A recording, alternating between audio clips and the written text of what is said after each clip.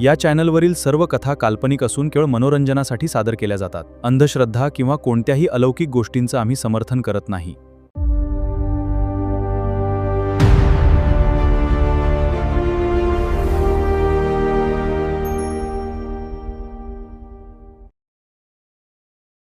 कधी-कधी काही प्रवास आपल्या इच्छेने सुरू होतात, पण त्यांचा शेवट आपल्या हातात नसतो. काही वाटा अशा असतात की त्या ओलांडून गेल्यावर माणूस पूर्वीसारखा कधीच राहत नाही.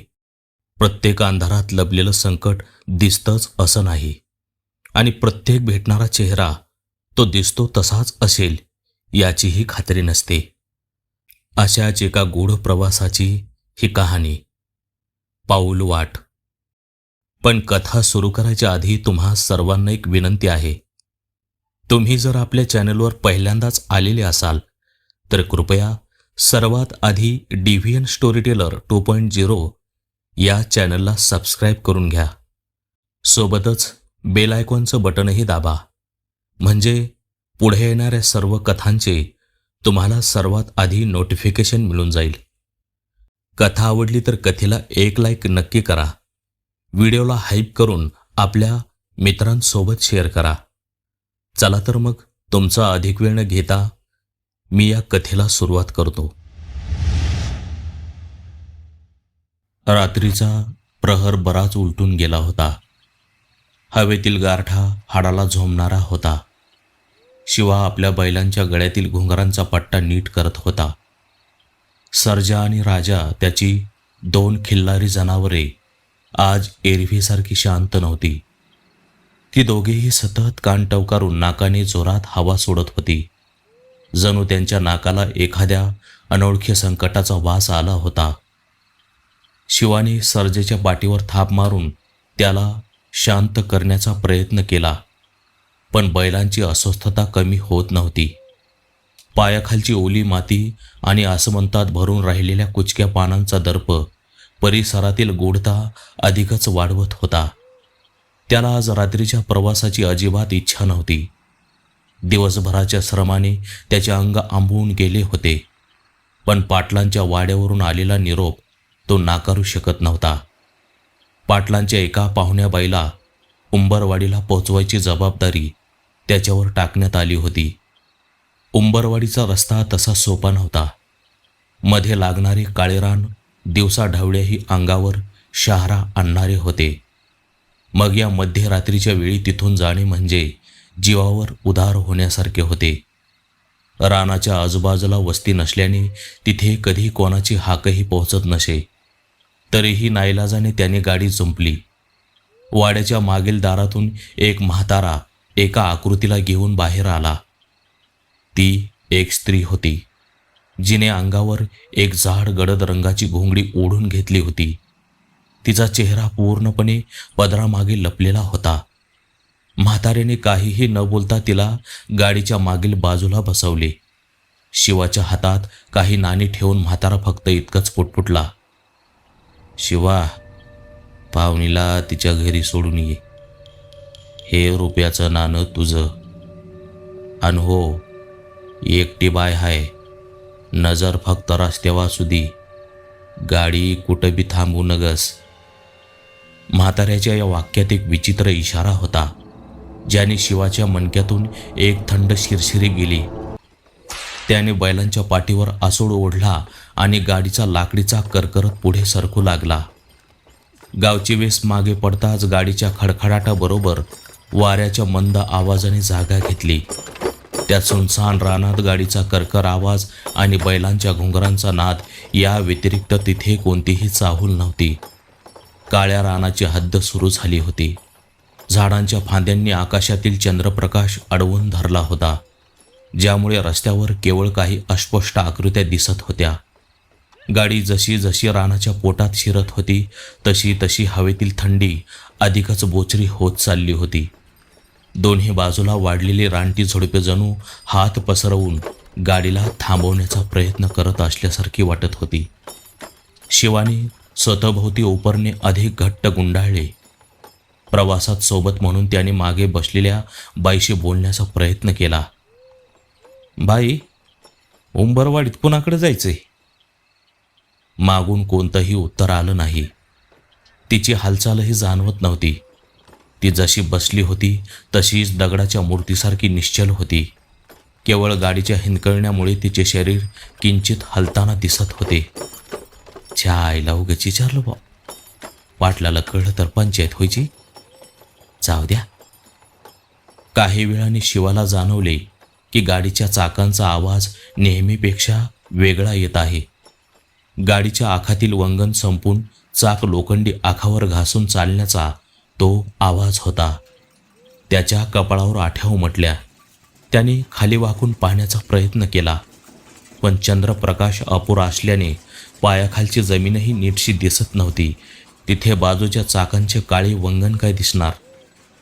बैलांच्या पावलांची गती आता आणखीनच मंदावली होती. सर्जा वारंवार आपली मान झटकून जागेवर थांबण्याचा प्रयत्न करत होता. शिवाने पुन्हा एकदा आसूड हवेत फिरवत एक फटकारा दिला. त्या माराने तो पुढे सरकायचा, पण जनावरांच्या डोळ्यातील भीती त्याला स्पष्ट दिसत होती. त्यांच्या नाकातून निघणाऱ्या गरम वाफा थंडीमुळे हवेत मिसळत होत्या आणि त्यांचे कान सतत मागे गाडीच्या दिशेने वळवले जात होते. जनावरांना माणसांपेक्षा जास्त आणि लवकर अदृश्य गोष्टींची चाहूल लागते, ही जुनी म्हण शिवाच्या मनात घोळू लागली. गाडीची गती मंदावल्यामुळे आजूबाजूची शांतता अधिकच भयंकर वाटू लागली होती. प्रथमच त्याला स्मशान शांतता कशाला म्हणतात याची अनुभूती येत होती. रातकिड्यांचा आवाज जो वेशीवरून ऐकू येत होता तो आता पूर्णपणे बंद झाला होता. रानातले सगळे जीव श्वास रोखून जणू काहीतरी अभद्र येणार याच्या चाहूलीने गपगार झाले होते. शिवाची नजर नकळतपणे गाडीच्या मागील बाजूस गेली. अंधारात त्या बाईची आकृती आता मघाशी होती त्यापेक्षा थोडी मोठी वाटली. तिचे डोके आता मघापेक्षा उंच झाल्याचा भास शिवाला झाला. त्याने डोळे चोळून पुन्हा पाहिले, पण चंद्राच्या अस्पष्टतेमुळे काहीच धड दिसत नव्हतं. तिला विचारपूस करावी असे त्याला वाटले, पण म्हातारीचे शब्द त्याला लगेच आठवले. माग वळून बघू नकोस, कळलं का? त्याने आपली मान पुन्हा वळवली आणि नजर रस्त्यावर केंद्रित केली. गाडी धावत होती, चाकं फिरत होती आणि त्याची नजर काळोख चिरत होती. तंद्रीत गेल्यासारखा तो एकटक पुढे पाहत होता, पण एका अभद्र जाणीवेने त्याची तंद्री मोडली. त्याच्या पाठीमागे अगदी मानेच्या जवळ कोणाचा तरी चेहरा असल्याची जाणीव त्याला झाली. बाई तर नसेल, पण ती कशी असेल? ती तर गाडीच्या अगदी शेवटच्या टोकाला बसली आहे. त्याने मागे वळून पाहिले तर खरोखर ती बाई त्याच्यापासून तितक्याच अंतरावर होती जितकी आधी बसली होती. तो भास त्याच्या आणि त्या बाईच्या मधल्या मोकळ्या जागेतून जाणवत होता. थोड्याच वेळात काहीतरी अदृश्य शक्ती त्याला स्वतःकडे खेचत असल्याची जाणीव झाली. त्याच्या अंगावरचे केस उभे राहिले. हातातील लगाम घट्ट पकडताना त्याच्या बोटांना घाम फुटला होता. रस्ता मात्र संपण्याची कोणतीही चिन्हे दाखवत नव्हता. जणू ती रानाची पाऊलवाट त्या गाडीला एका न संपणाऱ्या चक्रव्यूहात खेचत होती.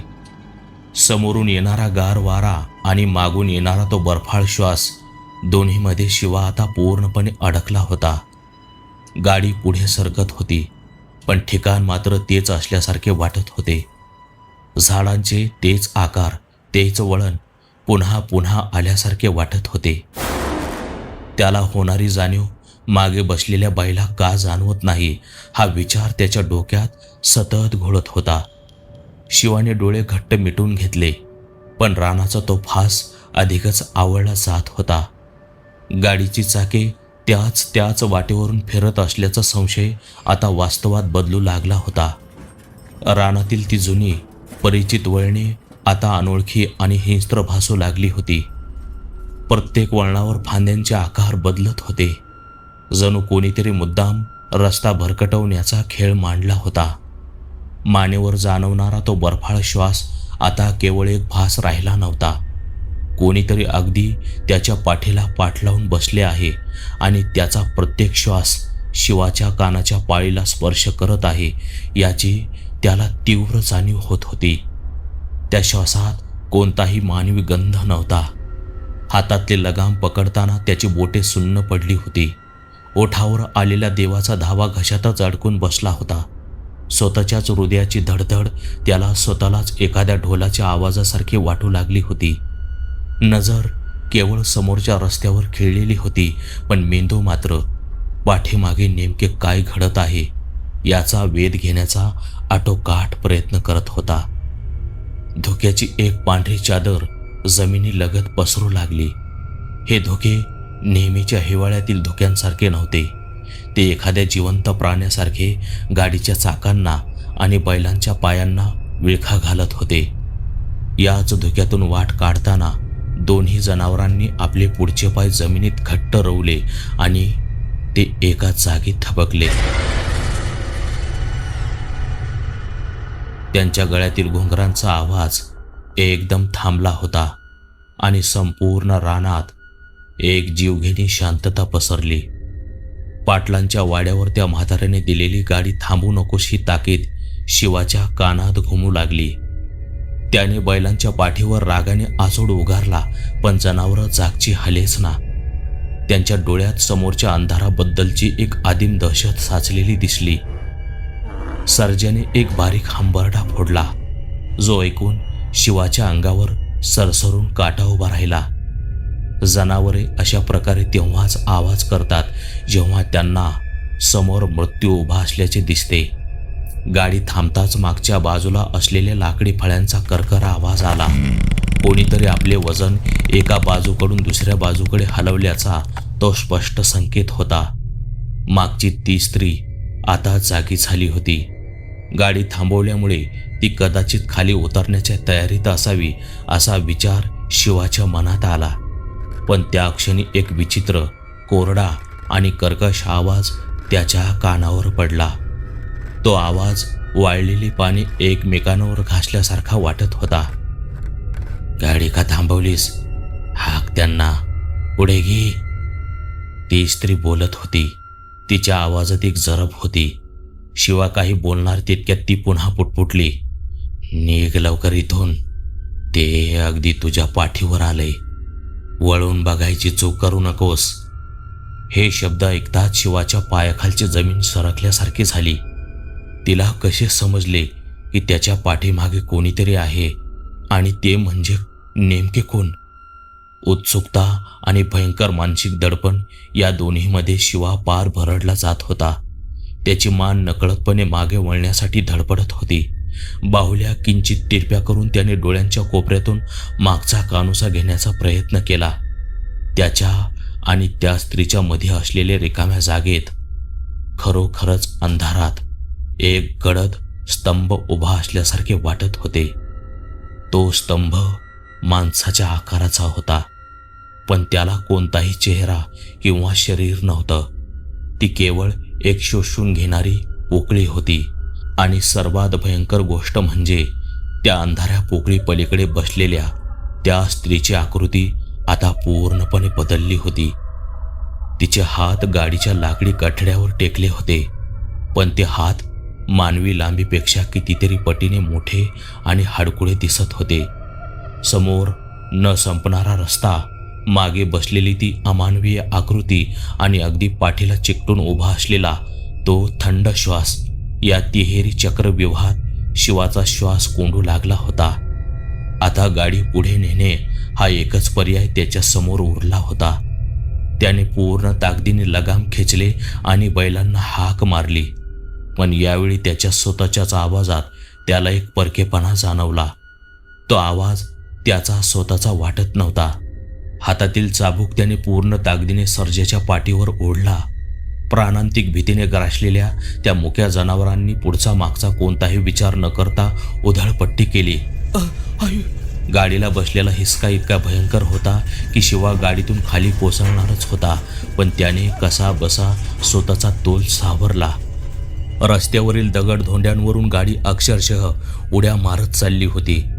वेगामुळे चेहऱ्यावर आदळणारा वारा आता सुरीसारखा कापत होता.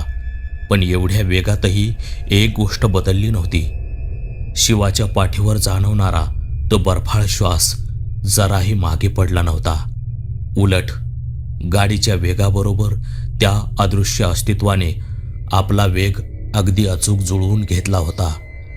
पाठीमागून येणाऱ्या त्या लांबसडक नखांचा लाकडावरचा ओरखडा आता अधिक स्पष्ट आणि तालबद्ध झाला होता. जणू ती मागची स्त्री या वेगाचा आनंद घेत होती. गाडीच्या प्रत्येक हिंदकळण्यासोबत तिच्या शरीराचा आकार अधिकच अकराळ विक्राळ होत असल्याची जाणीव शिवाला अधूनमधून होत होती. तिने आता एक विचित्र, सुरेल पण अंगावर काटा आणणारी गुणगुण सुरू केली. त्या आवाजात एक प्रकारची आर्तता होती, जी माणसांच्या मनातील सर्वात खोल लपलेली भीती बाहेर काढत होती. वाटेवरील धुक्यांची चादर आता किंचित विरळ होऊ लागली होती. गाडी उजव्याकडेच्या एका मोठ्या वळणावर आली आणि शिवाच्या डोळ्यासमोरचे दृश्य पाहून त्याच्या काळजाचा ठोका चुकला. समोर एक महाकाय, अर्धवट जळालेलं वडाचं झाड उभं होतं. अनेक वर्षापूर्वी वीज पडून ते झाड करपलं होतं आणि त्याच्या वाळलेल्या पारंब्या मांस नसलेल्या सांगाड्यासारख्या खाली लोंबकळत होत्या. हे झाड शिवाने अनेकदा पाहिलं होतं, पण उंबरवाडीच्या वाटेवर नाही. हे वडाचं झाड तर गावाबाहेरच्या पडक्या स्मशानभूमीच्या अलीकडे होतं. उंबरवाडीचा रस्ता डावीकडून जातो आणि हा रस्ता उजवीकडे थेट त्या मसनवाट्याकडे जात होता. गाडी चुकीच्या रस्त्याला लागली आहे हे समजल्यावर शिवाने लगाम पूर्ण ताकदीने स्वतःकडे खेचला. सर्जा, राजा, हार माग फिरा. तो घसा फोडून ओरडला, पण बैलांनी त्याचे काहीही ऐकले नाही. ती जनावरे आता त्याच्या नियंत्रणाबाहेर गेली होती. त्याच्या डोळ्यासमोर अंधारी आली होती आणि ती केवळ जीवाच्या आकांताने धावत होती. पण ती उंबरवाडीकडे जाण्यासाठी धावत नव्हती, तर पाठीमागे गाडीत बसलेल्या त्या भयंकर गोष्टीपासून दूर पळण्यासाठी धावत होती. हे भयानक सत्य शिवाच्या मेंदूत लख्खकन प्रकाश पाडून गेलं. लगाम खेचून ओढल्यामुळे शिवाच्या हाताला फोड आले, पण गाडीचा वेग तसूभरही कमी झाला नाही. मागून येणारी ती गोड गुणगुण आता शब्दांमध्ये बदलू लागली होती. ती स्त्री अत्यंत संथ पण स्पष्ट आवाजात बोलत होती. तुझे बैल शहाणे आहेत, त्यांना मृत्यूचा वास आलाय, पण मृत्यू त्यांच्या मागे नाही, त्यांच्या समोर आहे. तिचे हे शब्द ऐकून शिवाच्या डोक्यातील विचारांची चक्रे वेगाने फिरू लागली. जर मृत्यू समोर आहे तर गाडीत मागे कोण बसले आहे, आणि अगदी त्याच्या पाठीला हात लावून उभी असलेली ती अंधारी पोकळी नक्की काय आहे? या प्रश्नांनी त्याच्या डोक्याला मुंग्या आणल्या. स्वतःच्या जीवाच्या पुढे काय होणार या भीतीने तो जास्त गारठला होता. तितक्यात एक अत्यंत अनपेक्षित गोष्ट घडली.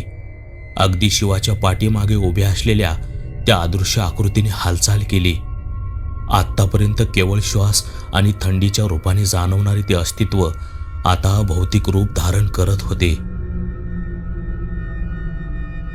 शिवाच्या उजव्या खांद्यावर एक अत्यंत थंड, बर्फासारख्या गोठलेल्या हाताचा स्पर्श झाला. तो हात माणसाचा नक्कीच नव्हता, कारण त्याची बोटे असामान्य लांबीची होती आणि त्यातून कुजलेल्या मांसाचा दर्प येत होता. तो स्पर्श होताच शिवाचे संपूर्ण शरीर लाकडासारखे कडक झाले. त्याच्या घशातील आवाज पूर्णपणे बंद पडला. त्या हाताची पकड त्याच्या खांद्यावर हळूहळू घट्ट होऊ लागली आणि त्याच वेळी मागून त्या स्त्रीचा कोरडा आवाज पुन्हा आला. ते तुला थांबवतंय, त्याच्याकडे पाहू नकोस हा, फक्त गाडी हाक. ती विभत्स हसत होती. पाटलाच्या वाड्यावरून बसलेली ही पाहुणी नक्की कोण? की मागच्या मागेच काही घडलं आणि तिच्या जागी दुसरंच कोणी गाडीत येऊन बसलं? हा विचार त्याच्या डोक्याला झिंझिण्या आणत होता. आता शिवासमोर एक मोठा पेच उभा होता. खांद्यावर पकड घट्ट करणारा तो मृत्यूरूपी स्पर्श की पाठीमागे बसलेली ती स्त्री, यापैकी कोण त्याला मारणार होतं आणि कोण वाचवणार होतं याचा कोणताही तर्क लावणे आता मानवी बुद्धीच्या पलीकडे गेले होते. खांद्यावरची ती बर्फाळ पकड आता हाडांच्या आतपर्यंत झिरपू लागली होती. साक्षात मृत्यूनेच आपल्याला कवेत घेतले आहे अशी खात्री शिवाला वाटू लागली. गाडीचा वेग आवाक्याबाहेर गेला होता आणि समोरून तो महाकाय वडाचा पार वेगाने जवळ येत होता. मागून येणारी ती गुणगुण आता मोठ्या आवाजातील मंत्रोच्चारात बदलली होती. ती स्त्री त्या अदृश्य शक्तीला रोखण्याचा प्रयत्न करत होती की तिला आमंत्रण देत होती हे समजायला मार्ग नव्हता. इतक्यात क्षणभर पूर्ण अंधार पसरला. गाडीच्या चाकाखाली एक भला मोठा दगड आला. लाकडी आसाचा कडाड असा कानठळ्या बसवणारा आवाज झाला आणि गाडी एका बाजूला कलंडली. बैलांच्या गळ्यातील झोत तुटले. जीवाच्या आकांताने धावणारी ती दोन्ही जनावरे गाडीला तिथेच सोडून अंधारात दिसेनाशी झाली. गाडीचा एक भाग जमिनीवर घासत काही अंतर पुढे गेला आणि एका भल्या मोठ्या खड्ड्यात आदळून थांबला. शिवा गाडीतून बाहेर फेकला गेला. तोल गेल्यामुळे त्याचे शरीर एका खडकाळ जमिनीवर आदळले. अंगावरचे कपडे फाटले आणि त्वचेवर खोल ओरखडे उमटले.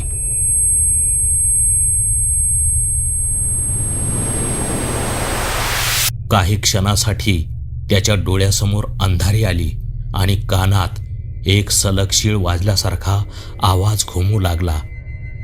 जेव्हा त्याची शुद्ध किंचित ताळ्यावर आली तेव्हा आसमंतात पुन्हा ती जीवघेणी शांतता पसरली होती. धुरळा खाली बसला होता आणि चंद्रप्रकाश आता अधिक लख्ख पडला होता. उठण्याचा प्रयत्न करताना त्याच्या संपूर्ण शरीरातून वेदनेची एक सनक गेली. सुदैवाने हाडे मोडली नव्हती, पण अंगपार सोलवटून निघालं होतं. त्याने अडखळत स्वतःला सावरलं आणि आजूबाजूला नजर फिरवली. मोडक्या गाडीचे अवशेष थोडे दूर विखुरले होते, पण सर्वात धक्कादायक गोष्ट म्हणजे गाडीच्या मागच्या भागात बसलेली ती स्त्री तिथे नव्हती आणि त्याच्या खांद्यावरील तो थंड स्पर्शही गायब झाला होता. तो पूर्णपणे एकटा पडला होता. या काळ्या रानात मध्यरात्रीच्या वेळी मदतीची कोणतीही आशा नव्हती. पाठीमागे जाणारी वाट पूर्णपणे धोक्यात गिळंकृत झाली होती. जणू मागे काही रस्ताच कधी अस्तित्वात नव्हता.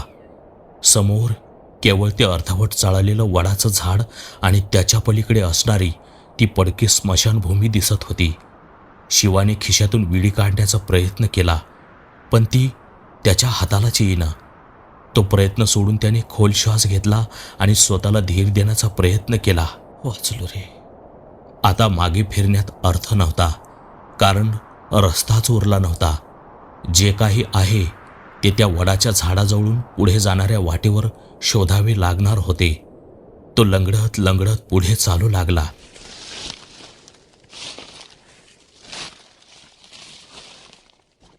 पण काही पावले चालताच त्याला एक भयंकर जाणीव झाली.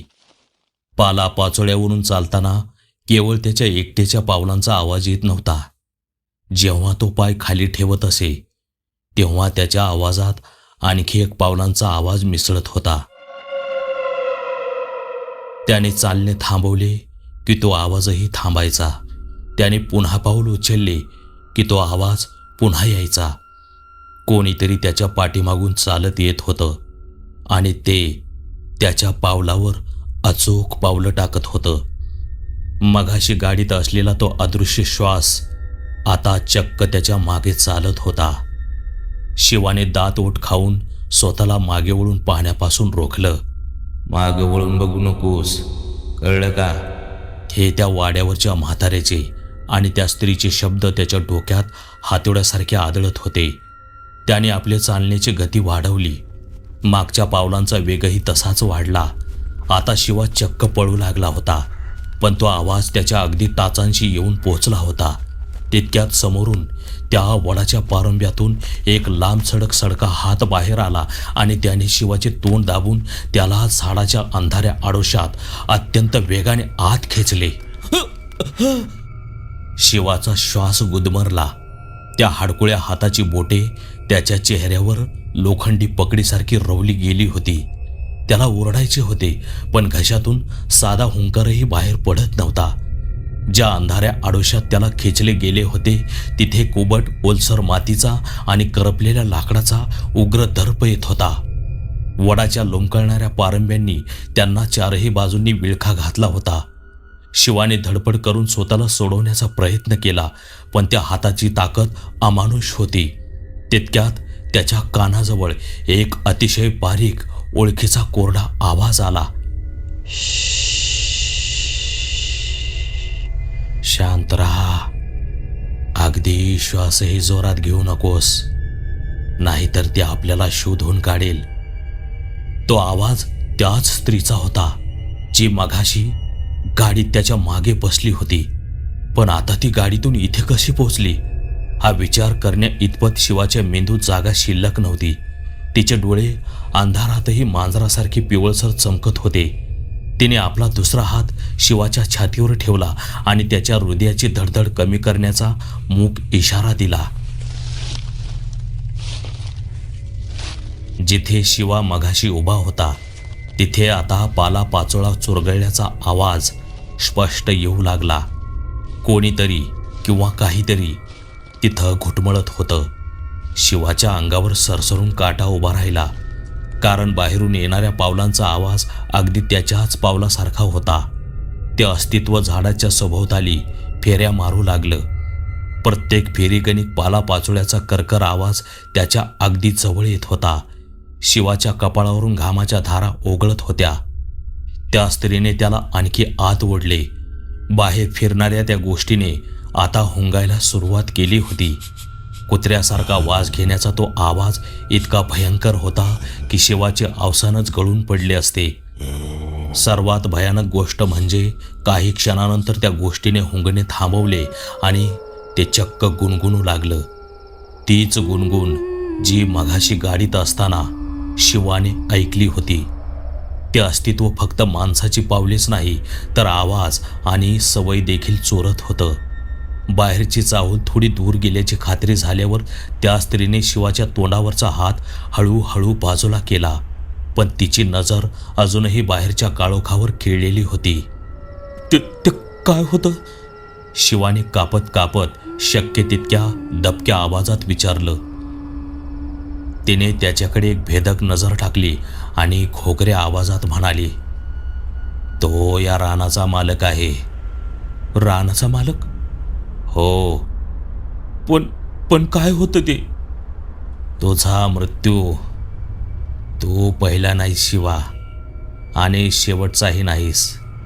ती विचित्र आवाजात बोलत होती. म्हणजे? आठव, तो पाटलांच्या वाड्यावरचा म्हातारा तुझ्या पंजोबाच्या काळापासून जिवंत आहे. कधी विचारावं नाही वाटलं का? का? शिवा थोडा गोंधळला आणि त्याच्या डोक्यात लख्ख प्रकाश पडला. त्याचे पंजोबा आजोबा अगदी वडीलही गेले, पण तो म्हातारा अजून जिवंत कसा? शिवा, तो म्हातारा प्रत्येक ग्रहणाला तुमच्यासारख्या लोकांचा बळी देऊन स्वतःला जिवंत ठेवतो. मघाशी जे तुझ्या पाठीमागे होतं ना, तो या रानाचा मालक होता. त्याच्याशी त्याने करार केलाय. हे ऐकून शिवाच्या डोक्यात मुंग्या आल्या. शिवाला आता पूर्णपणे उमगले होते. पाटलांच्या वाड्यावरचा तो म्हातारा कोणी सामान्य माणूस नव्हता.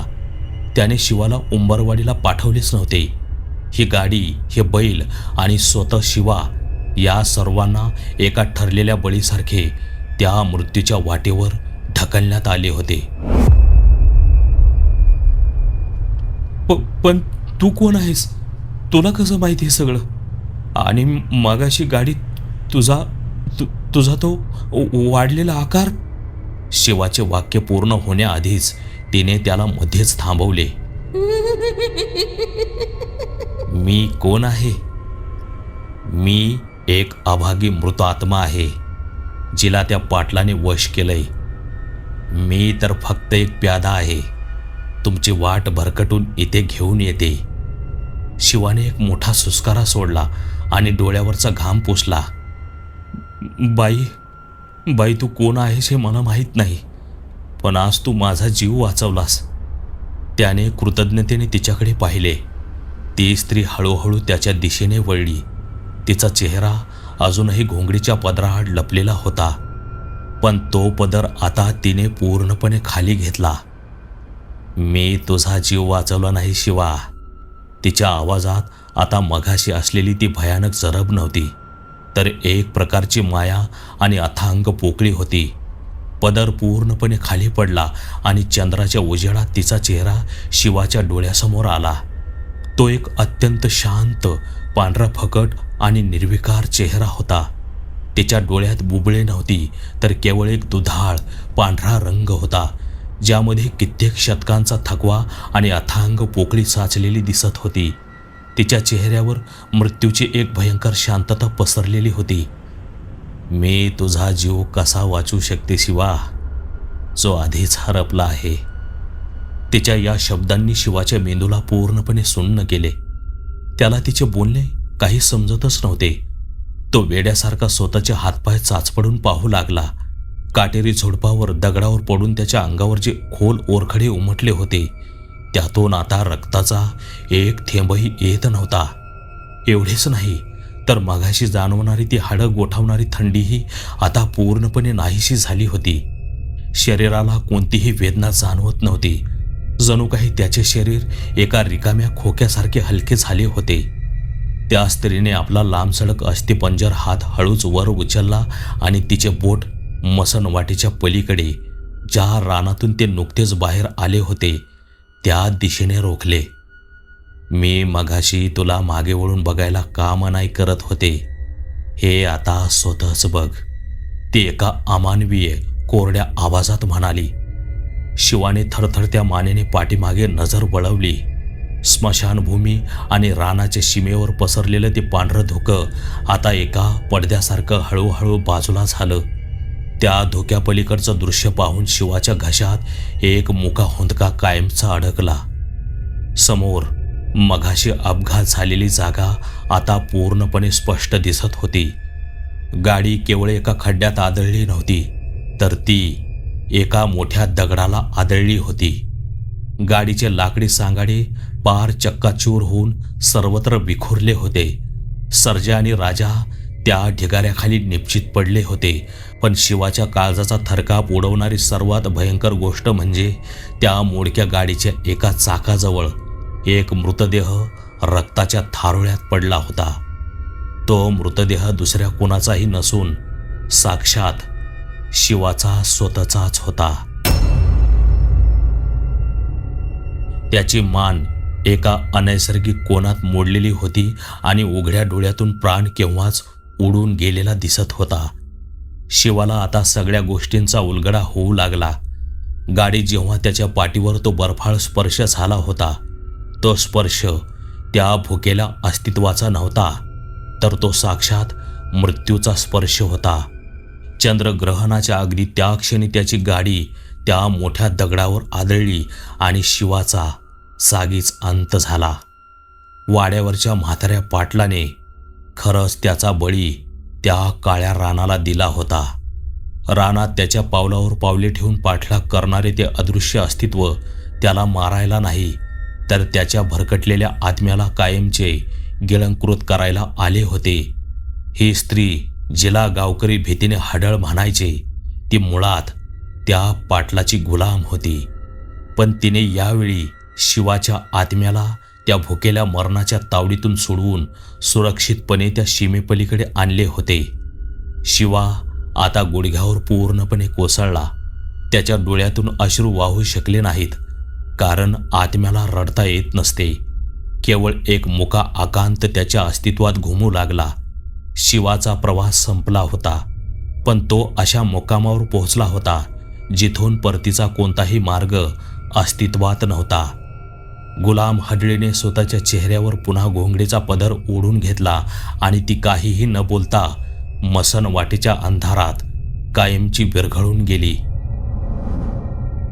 शिवाने एकदा मागे स्वतःच्या मृतदेहाकडे पाहिले आणि मग मान वळवून तो निर्विकारपणे त्या मृत्यूच्या गावाकडे चालू लागला.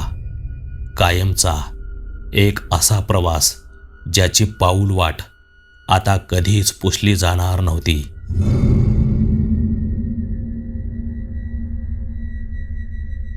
समाप्त.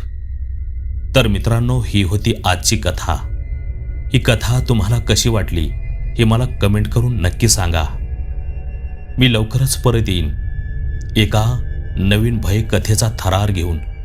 तोपर्यंत आपली काळजी घ्या. जय हिंद, जय महाराष्ट्र.